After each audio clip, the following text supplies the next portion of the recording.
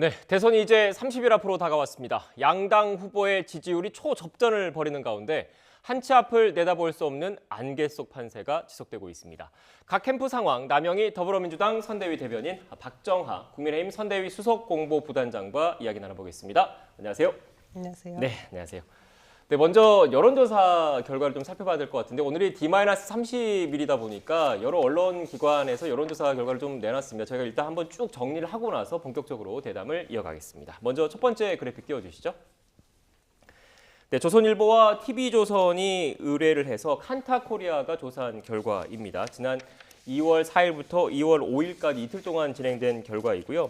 표본 오차는 95% 신뢰 수준의 플러스 마이너스 3.1%포인트입니다.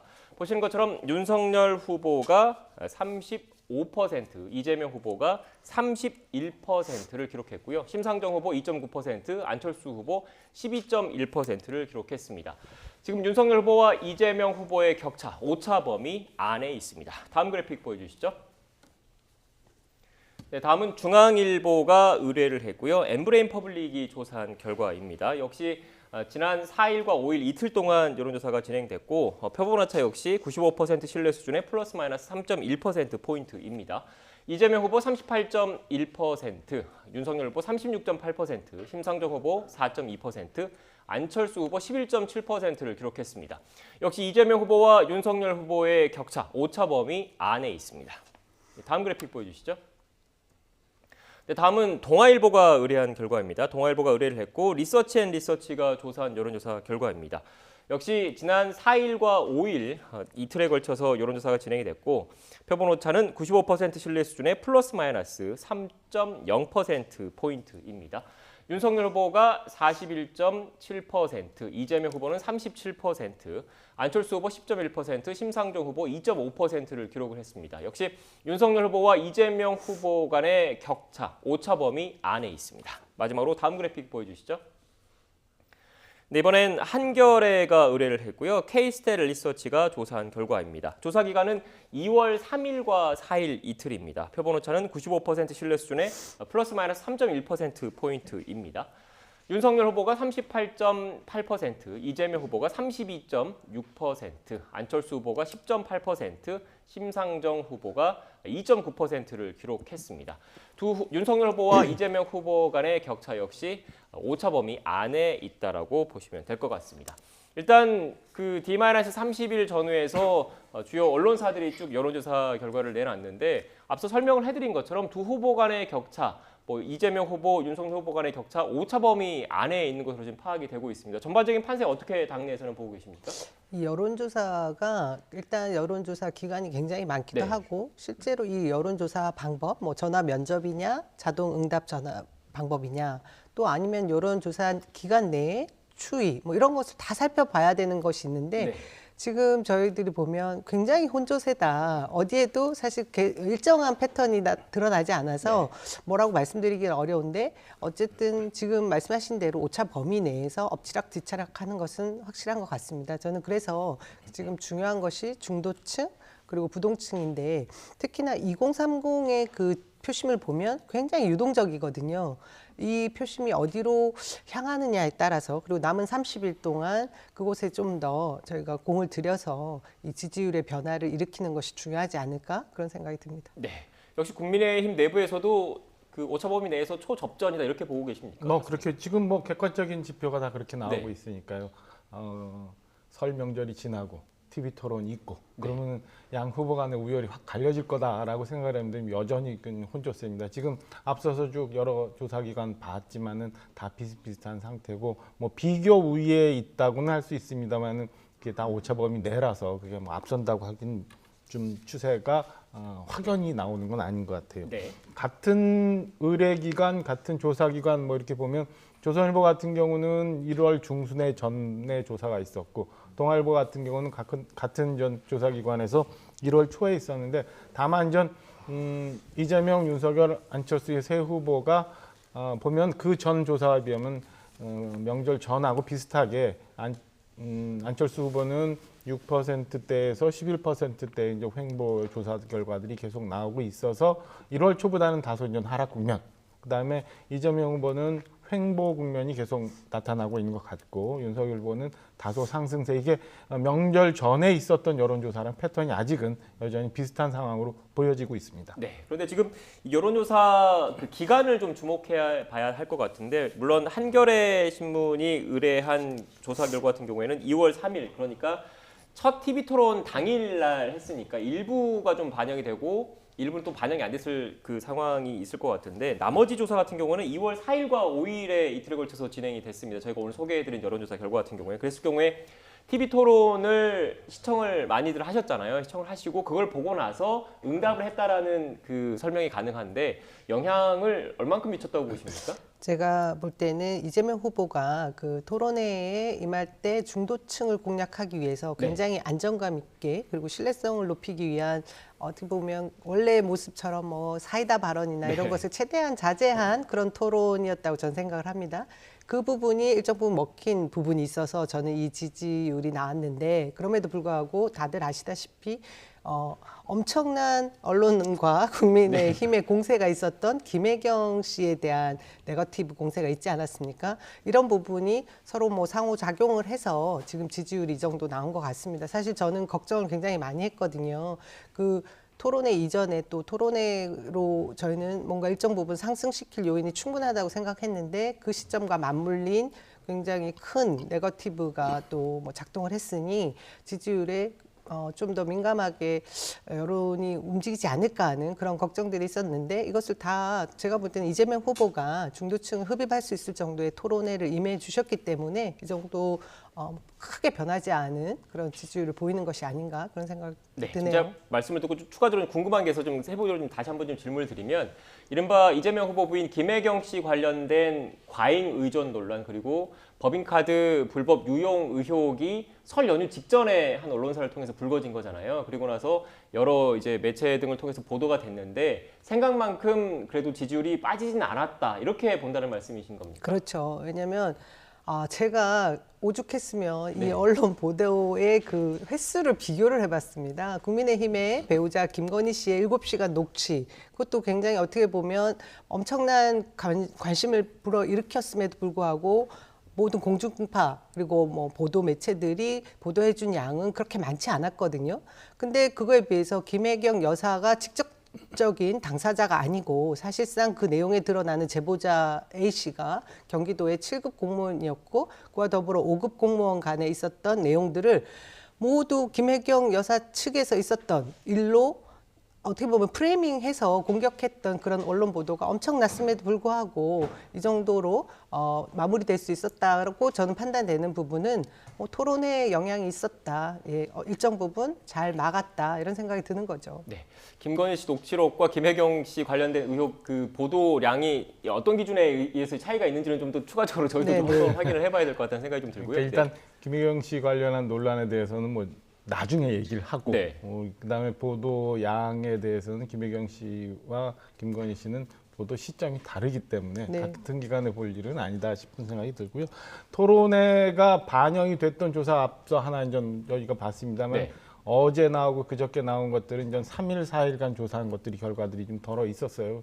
그리고 토론회 시청률이 전국적으로 한 40% 가까이 뭐 됐음에도 불구하고 제가 볼 때는 양 진영이 워낙 이제 시간이 갈수록 결집하고 있는 양상을 보이고 있는 것 아닌가. 그리고 우리가 기대했던 것처럼 이재명 후보, 윤석열 후보 토론회에서 다들 뭐 선전을 했고 윤석열 후보 같은 경우도 토론회 전체를 이제 주도를 하면서 그동안에 있었던 뭐 토론회면 어떻게 된다라는 이런 것들을 불식시켜 와서 제가 볼 때는 국민들의 관심에 비해서 TV 토론이 굉장히 영향력을 엄청나게 많이 미친다라고 하는 거는 가설이 성립되지 않는 부분이 있지 않나라는 생각이 들어요. 그리고 지금 김혜경 씨 논란과 관련한 거는 향후 또 이제 계속되고 있으니까 저는 뭐 이번 주간에 그 지지율 추이가 어떻게 되는지 좀 지켜봐야 될 듯한 상황이고 전반적으로 보면은 앞서 말씀드린 것처럼 설 명절 이전의 이 전체 추이와 토론회 명절이 지나고 난 추이가 아직까지는 큰 변화가 없는 것처럼 보여진다라는 게 오늘 뭐 이 전체 지지율 추이의 변화인 것 같습니다. 네, 김혜경 씨 관련된 그 이야기는 또 후반부에 할 예정이니까 그때 좀 다시 하고요. 토론에 관련된 이야기를 좀 해보겠습니다. 두 분 모두 어떻게 보면 TV 토론에 대해서 국민적인 관심사가 크잖아요. 그래서 TV 토론이 또 중요한 역할을 좀 차지할 것으로 보이는데 일단 오는 8일로 예정됐던 추진됐던 그 토론회는 사실상 무산이 됐고 다시 11일로 지금 추진된다 이런 얘기가 좀 나오고 있던데 민주당 내에서는 어떻게 지금 정리가 되고 있습니까? 애초에 네. 이 TV 토론과 관련해서 이재명 후보는 언제든지 누구든지 다 열려있는 자세로 다 수용하고 네. 임하겠다라는 것이 저희의 민주당의 태도였거든요. 그러고 나서 생각을 해보면 설 연휴 전에 양자 TV 토론을 하자 윤석열 후보 측과 실무 협상이 있었지 않습니까? 그 당시에도 날짜를 굳이 고집을 하셨어요. 그 뭐 설 연휴라고 분명히 못 박았음에도 불구하고 연휴에 해당되는 31일을 얘기를 하시다가 그 이후에는 뭐 무자료, 자료 뭐 이런 공방으로 또 무산된 기억이 있습니다. 그리고 또 이번 뭐 어떻게 사자 토론을 잘 했는데 바로 자신감을 얻은 국민의힘의 윤석열 후보가 바로 또 그 2차 토론에 임하겠다고 하고 실무 협상이 이루어진 것이 8일을 상정하고 이루어진 거 아니겠습니까? 그러더니 내부에 들어가서 그 내용이 뭐 편향성을 들었어요. 한국기자협회의 편향성 아니면 JTBC 주간사의 편향성을 들더니 또 나중에 안철수 후보 측 얘기를 들고 또 하나 저는 지금 저희들이 계속해서 공세를 취하고 있는 것 중에 하나가 윤석열 후보의 건강상의 문제로 2, 3일 또 미뤄라 이런 말도 앞뒤 안 되는 그런 얘기를 했습니다. 그래서 저는 묻고 싶은 것이 지금 다시 그런 이후에 어제 윤석열 후보가 방송 인터뷰를 할 때 보니까 오늘이라도 당장 본인은 토론에 임할 수 있겠다 이런 말씀까지 또 하세요. 저는 그래서 이 날짜가 중요한 것인 것 같은데 그래서 11일로 다시 못 받고 싶은 것 같은데 이것은 일단 국민에 대한 예의도 아닐 뿐더러 실무 당사자들, 협상 당사자들에게는 굉장히 뜨악했던 일입니다. 이것에 대한 정확한 해명이 있어야 될 것 같고요. 굳이 계속해서 그렇게 날짜를 고집하는 이유는 선대위도 아니고 후보도 아닌 누가 날짜를 잡아주는 사람이 있는지 그것도 좀 묻고 싶고요. 그리고 건강상의 문제라고 분명히 말씀하셨는데 이 부분 저희가 오늘 팩트 체크해 보니까 그 발표를 했던 날 또 제주 어제도 그러고 또 이에 뒤풀이 술자리를 하셨던 게 나오더라고요. 기자분도 같이 있었다고 그러는데 네. 이런 데 대한 문제점을 분명히 지적을 해야 될 것 같다는 생각이 드네요. 네, 날짜 문제 그리고 술자리 문제를 지금 한꺼번에 얘기를 해주셨는데 해명을 좀 해주셔야 될 것 같습니다. 아마 저기 네. 김혜경 씨 논란 관련해서 여러 가지 몰리다 보니까 뭐 그렇게 가고 있는 건 아니다. 이게 토론의 문제입니다. 정치적인 목적으로 저는 뭐 그렇게 공세를 취하고 있는 거라고 해석을 합니다. 우선 첫째는 8일 날 기자협회 초청 토론회에 대해서 저희 협상단이 좀 경직되게 되었던 거는 있었던 것 같아요. 네. 그건 제가 볼 때는 뭐 아쉬운 부분이 분명 있었다고 보고요. 말씀 주신 것처럼 날짜에 관해서는 오해가 있고 일부러 또 그거마저도 프레임을 만들기 위해서 말씀하시는 거 아닌가 싶은 생각이 듭니다.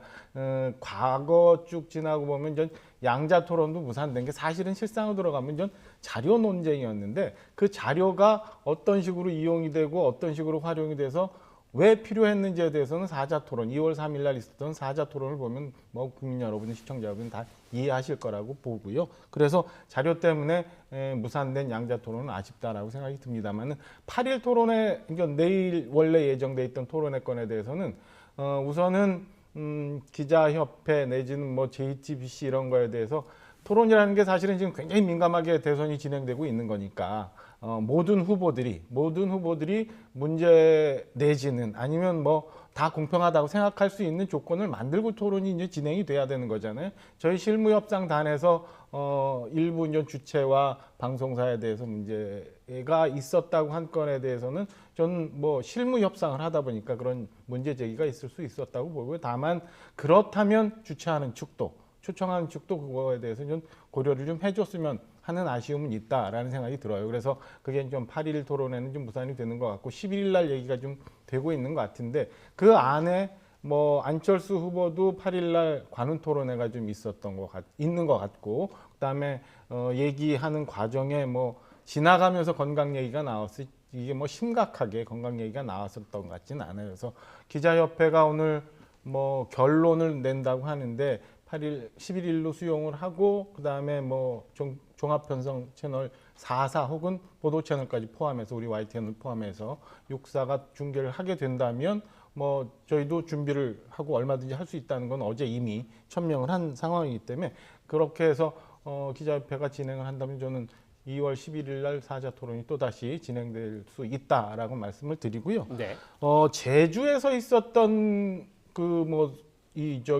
끝나고 회식 자리에서 일부 술을 먹었다, 이래서 건강하고 문제가 없다, 또 술 프레임을 또 갖다 씌우려고 하는 것 같은데 요새 날씨가 굉장히 춥잖아요. 그리고 제주 거쳐 광주까지 온 출입 기자들 저녁 먹는 데 가서 그 기사 쓴 것도 보면 한 2잔 정도 이렇게 테이블별로 얘기를 한 것 같은데 그걸 가지고 저렇게 막 몰아붙이는 게 과연 이 정상적인 공세인가 아니면은 또 이상한 프레임을 만들기 위해서 하는 건가 저희 당으로서는 좀 이해하기가 쉽지 않은 그런 상황입니다. 우리 정치 지도자들 늘 소통 얘기하는데 그마저도 시비를 삼아서 문제를 삼는 거는 좀 보도 자체도 이 선거 국면에서 과연 공정했었던가 제대로 된 취재였던가라는 생각이 들 정도로 저는 좀 과한 취재 그다음에 과한 해석들이라고 생각을 합니다. 길게 말씀하셨으니까 저도 좀 저는 우리 박 단장님 의견을 여쭤보고 싶은데요. 일단 사자 실무 협상이 들어갔던 거 아니겠습니까? 8일을 결정하고 들어갔던 실무 협상이었는데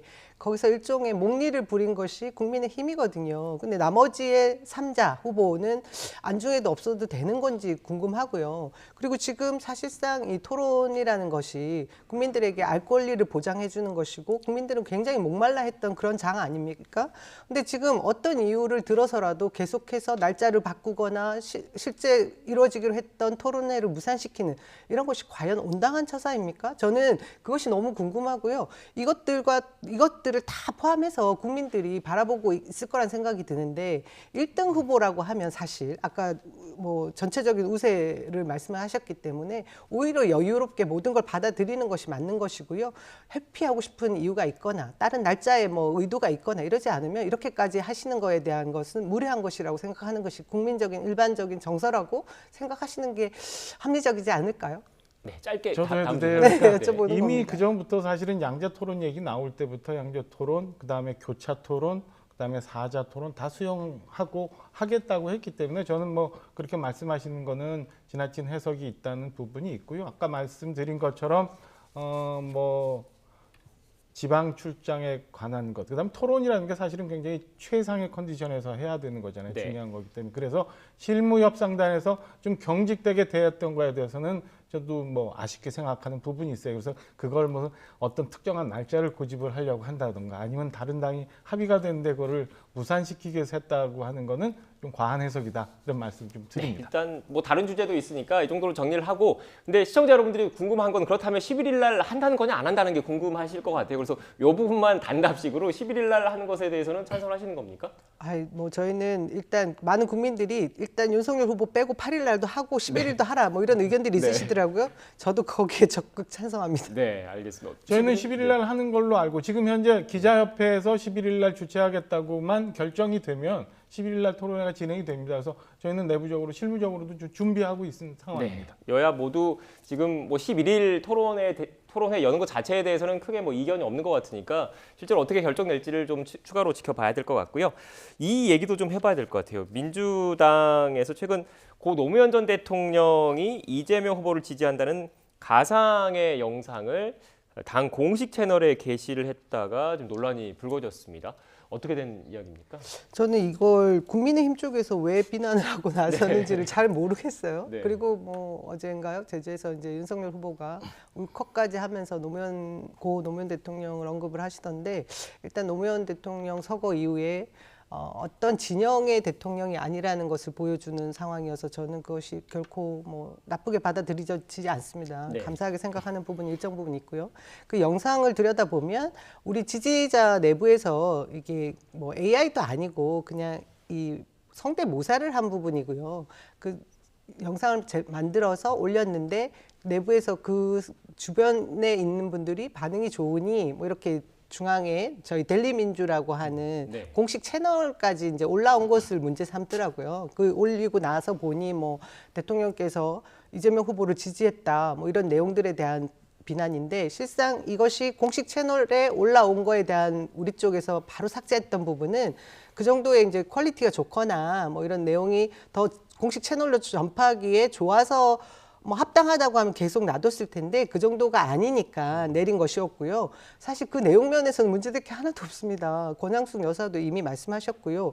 그리고 우리가 자랑스러워하는 민주당의 대통령 고 노무현 대통령께서 이재명 후보 지지 안 하면 누구를 지지하시겠습니까? 근데 그 부분을 왜 이런 걸 활용을 해서 또 삭제하고 했느냐고 비난 공세를 취하고 있는 국민의힘의 그 의도를 전 전혀 파악을 할 수가 없습니다. 의도를 모르겠다고 네. 그러시는데 선거라는 걸 앞두고 실제 여론을 호도를 하거나 여론에 다른 영향을 미치고자 하는 게 우리 얼마 전에 봤잖아요. 드루킹 판결을 통해서.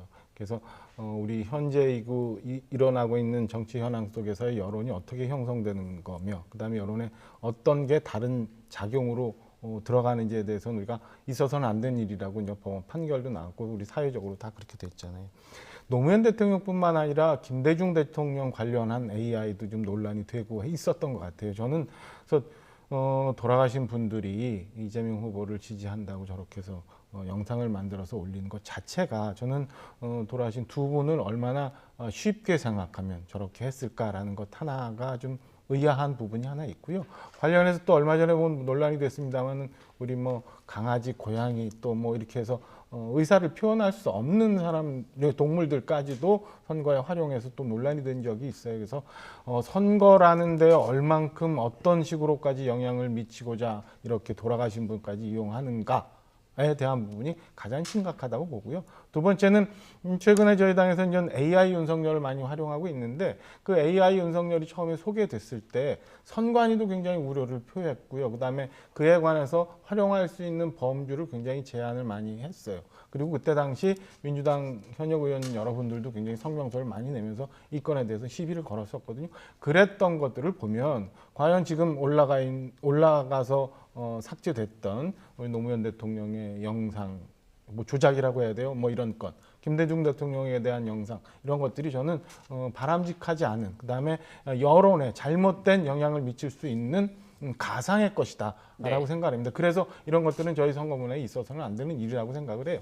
네, 그런 알겠습니다. 점에서 비판을 하고 있는 겁니다. 우선 AR을 활용해서 유권 해석을 내리게 한 곳이 국민의힘이었습니다. 그거 저희들이 이 일을 제공했지만 그것이 받아들여지지 않았고 AI가 일정 부분 쓰일 수 있게 됐고 그 이후에 지금 이런 일들이 아까 말씀드린 것처럼 이 노무현 대통령 영상은 AI도 아니었고 사실 성대모사였거든요. 그래서 좀 분리될 만한 부분이긴 한데 우리 당에서도 또 AI를 이용한 뭐 홍보, 정책 발표 이런 것들을 내놓은 것은 뭐 지금 시대 흐름을 따라가는 것에 뒤처지지 말아야 되는 부분이 있으니까 트렌드에 맞춘 거라고 봐주시면 굉장히 단순하게 생각하실 수 있는 문제라고 생각합니다. 네, 알겠습니다. 지금 다룰 주제가 많아서 속도를 조금 내보겠습니다. 일단 이 얘기도 좀 해봐야 될 것 같아요. 이재명 후보가 김종인 전 비대위원장을 만났다고 하더라고요. 어떤 내막이 있는 겁니까? 아, 그 내막 다들 어젯밤에 저희들 기자들 전화 받고 근데 정말 이렇게 비공개로 즉각적으로 뭐 해동한 뭐 그런 부분이 있는 것 같아서 사실상 정확하게 지금 뭐 공식적으로 나온 이야기는 없습니다. 근데 제가 그냥 추측컨대 이재명 후보와 김종인 전 위원장 간의 원래 친분은 굉장히 두터웠었고요. 또 측근들 간의 그 교집합이 일정 부분 있습니다. 그러면서 지난번에 김종인 전 위원장이 1월 26일이었나요? 어쩌면 일정 부분 국민의힘에서 퇴출되듯이 했던 상황에서 또 공개적으로 위로도 표시했던 부분이 이재명 후보 측 아니겠습니까? 그런 과정에서 이후에 한 번쯤 뭐 만나시긴 할 거다 이런 예상들은 다 했는데 그 날짜가 어제였던 것 같고요. 저는 이제 좀 나름 취재를 해보려고 했더니 그런 얘기를 하시더라고요. 김종인 전 위원장 스타일 자체가 워낙에 진영과 크게 상관이 없이 자신이 가진 그 경제 철학 그리고 국정 비전에 대한 철학들을 많은 부분 자문해 주기를 원하는 그런 입장을 늘 취해 오셨는데 이번에 아마 그 80분간 회동에서 이를테면 경제민주화와 관련된 분일 겁니다. 계속해서 그 이재명 후보에게 윤석열 후보에게 요구했던 뭐 많은 부분들을 아마 같은 부분으로 코치를 해주지 않았을까 뭐 그런 추측 정도를 하는 거죠. 네, 확대 해석까지는 좀 너무 자연스럽게 선거 국면에 있을 수 있는 회동이라고 저는 생각하거든요. 네, 어떻게 보십니까? 자연스럽게 선거 국면에 있을 수 있는 일이라고 하면서 확대 해석이 있기를 바라는 제가 볼 때는 현재 민주당 그다음에 이재명 후보 측에서 현 상황을 좀 타개하기 위해서 좀 전에 저희가 얘기했었던 것처럼 돌아가신 노무현 대통령도 그러니까 친노 친문 세력의 도움이 좀 필요하고 그다음에 김종인 위원장을 대표하고 있는 어떤 그 중도 민심이나 뭐 이런 것도 활용하기 위해서 저런 만남을 기획했던 것 아닌가 싶고요. 저는 뭐 글쎄 이 김종인 위원장이 워낙 그동안에 저희 당과 관련해서 해오셨던 일도 있고 지금의 국민의힘을 만드는데 어느 정도 충분히 기여를 해오신 부분이 있기 때문에 저는 뭐 이후 김종인 위원장이 뭐 이재명 후보에 대해서 특별히 다른 언급을 하시거나 아니면 이재명 후보와의 어제 만남이 여론에 상당 부분 많이 영향을 미칠 거다라고 생각지는 않습니다. 그래서 선거 기간에 확대 해석을 바라는 현 국면을 타개하기 위한 민주당의 여러 기획성 만남 중에 하나였을 거다라고 생각을 합니다. 네, 확대 해석을 바라는 것 아니냐 이런 말씀을 해주셔가지고 좀 입장을 좀 바꿔서 이야기도 해보겠습니다. 지금 그 야권에서는 단일화 관련된 이야기가 계속 나오고 있지 않습니까? 어제 원희룡 본부장이 한 언론 인터뷰에서 야권 단일화 이야기할 때가 됐다 이런 취지의 언급을 했는데 바로 또 그 권영세 본부장 같은 경우에는 뭐 선대위 차원에서 논의한 바 없다고 선을 그었습니다. 그런데 이런 모습을 놓고 일각에서는 군불대기 아니냐, 확대 해석을 또 바라는 것 아니냐 또 이렇게 또 얘기를 하실 수 있을 것 같은데 어떻습니까? 이전에 국민의힘에서 선대위 구성 과정에서 보여준 일종의 모습들로 보면 확대 해석을 바라는 면이 충분히 있다. 전 그 생각이 들고요. 지금 국민의힘 내부에서 단일화에 대해서 정리된 일관된 목소리가 나오지 않는 부분도 좀 더 이렇게 확대해서 이후에 극적인 장면을 보여주고 싶다라는 욕심을 내는 것 같습니다. 근데 일단 저는 단일화가 어떤 면에서든 이 이후에 굉장히 큰 변수로 작용할 것임에는 틀림없는데 이것이 단일화 그 이후에 무엇인가, 좀 무엇이 있을 것인가 이것에 대한 얘기를 좀 더 많이 해봐야 될 부분이지 않을까 그런 시기라고 생각이 드네요. 네, 야권 단일화 어떻게 지금 추진되고 있는 겁니까? 아니면 아직까지는 계속 선을 긋고 있는 겁니까? 일단은 우리 권영세 본부장 얘기했던 것처럼 공식적으로 이 안에서 저희 안에서 단일화에 대해서 논의를 하고 있는 기구나 아니면 대응을 준비하고 있는 데는 없어요. 그래서 이번 주가 지나면 다음 주부터 후보 등록이잖아요. 제가 방송 들어오기 전에 이제 봤더니 대통령 후보 기탁금이 한 3억 정도 되더라고요. 네. 그래서 과연 향후 굉장히 이게 막대하게 들어가는 이제 선거 비용도 있고 그다음에 마지막 등록 전에 안철수 후보 쪽에서 어떻게 판단하느냐 이런 것도 좀 봐야 됩니다만 현재 당내에서는 단일화에 대해서 논의하고 있지 않다라는 말씀을 좀 드리고요. 앞서 저희가 이제 지지율 추이 좀 봤지만은 이번 주에 진행되는 안철수 후보의 지지율 추이 그리고 윤석열 후보와 이재명 후보 간의 지지율 격차 이런 것들이 마지막까지 영향을 미치지 않을까라는 생각입니다. 그래서 지금 오늘 여러 가지 보도가 좀 있었습니다만은 당내 비공식적으로 이런저런 의견들이 계속 나오곤 있습니다만 현재 선대위 차원에서 단일화에 대해서는 아직 논의하고 있지 않다라는 말씀을 좀 드립니다. 네, 실제로 그 당사자들이 어떻게 생각하고 있고 어떻게 발언을 하고 있는지 단일화 관련된 녹취를 듣고 주제를 좀 바꿔보겠습니다. 녹취가 준비되는 대로 좀 틀어주시겠습니까? 그 당내에서도 뭐 서로 의견이 달라서 서로 싸우고 있는데 제가 거기에 무슨 말을 하겠습니까? 일부가 정치적인 목적으로 그런 군부를 떼는 것에 대해 가지고 저는 굉장히 우려를 표합니다. 최근에 상황이 다소 좋아졌다고 해가지고 각자 개인의 정치적 이해를 위해서 그런 언급을 하는 것은 아주 부적절해 보입니다. 꼭 선거 공학적인 것이 아니라요. 네. 그래서 안철수 후보에 대해서도 이번 선거에 돕냐 안 돕냐를 떠나서 그와 상관없이 안철수 후보가 제기한 과학기술 강국 대한민국의 그 아젠다를 적극 수용해서 이재명 정부가 해나갈 것입니다. 네, 야권 단일화 관련된 뭐 여러 관계자들의 녹취를 들었는데 정치는 생물이라고들 하지 않습니까? 뭐 공식적으로는 다들 선을 긋고 있지만 어떻게 또 진행될지 지켜봐야 할 것 같고요. 주제를 좀 바꿔보겠습니다. 앞서 간략하게 언급을 하긴 했는데 민주당 이재명 후보 부인 김혜경 씨 관련된 논란이 계속 이어지고 있습니다. 또 최근에서는 민주당 내부에서 나온 발언과 관련해서 또 추가적으로 논란이 좀 이어지고 있는데 관련된 녹취를 듣고 대담 이어가겠습니다. 영향을 미치고 있다고 보고 있습니다만 그렇게 충격적인 영향을 미치고 있지 않은 걸 볼 때 국민들께서는 부적절해 보이나 기존에 그전에 나왔던 여러 가지 사건들과 비교해 볼 때 그렇게 심각하게 보시지는 않는 것 같다. 이렇게 저희들이 보고 있고요. 지금 뭐 국민의힘과는 어떤 관계인지 모르겠지만 저보고 2차 가해라 그러는데요. 사실은 목소리 공개하는 가세연이고 본인 이름으로 그 계좌번호를 계좌번호 공개하면 실명이 알려질 수밖에 없거든요. 계좌 나올 때. 그게 오히려 더 실명이 나오고 목소리가 나온 게 더 2차 가해 아닙니까? 네, 대변인 지금 그 제보자에 대해서 이런 민주당 내부 발언들이 2차 가해 아니냐 이게 논란의 핵심인 거거든요. 어떻게 보십니까? 저는 2차 가해 뭐 이런 얘기까지 나가기 전에 네. 우선해서 전 이 모든 언론들이 김혜경 측의 갑질, 뭐 의전 황제 의전, 과잉 의전 뭐 이런 식으로 다루는 거에 대한 유감을 표명하고 싶은데요. 사실상 내용을 들여다보면 네. 지금까지 나온 녹취에 의하면 제보자 A씨가 별정직 7급 공무원이었고 또 그것을 지시하고 업무에 대해서 내용을 다 다룬 사람이 별정직 5급이라는 거 아니겠습니까? 배모 씨라고 하는데요.